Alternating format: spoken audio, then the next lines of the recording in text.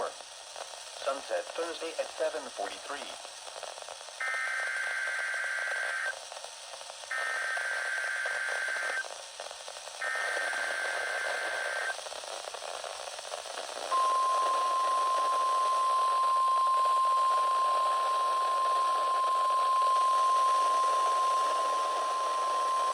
This is the National Weather Service office in Jacksonville.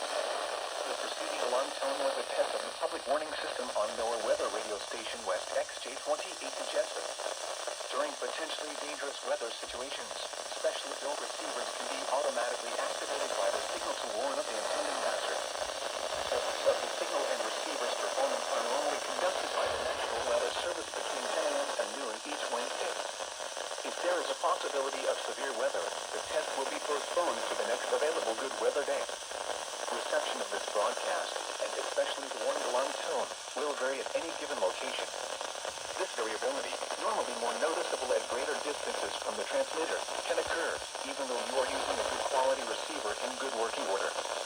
The warning alarm tone will be activated for hazardous watches and warnings for the following Georgia counties: Atwood, Bacon, Brantley, Long, Liberty, McIntosh, Pierce, Haskell, and Wayne.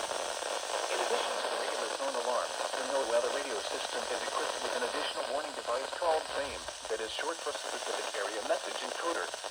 Unlike the normal warning tone, which alerts all alarmable NOAA weather radios in range of this broadcast, SAME allows people with a SAME-equipped weather radio to be notified of watches and or warnings affecting only the county desired. For more information regarding NOAA weather radio, contact the National Weather Service at 13701 Fang Drive, Jacksonville, Florida, 32218, or call 1-904-741-4370. You can also visit our website at weather.gov/jack. This concludes the weekly test of NOAA weather radio station West XJ28.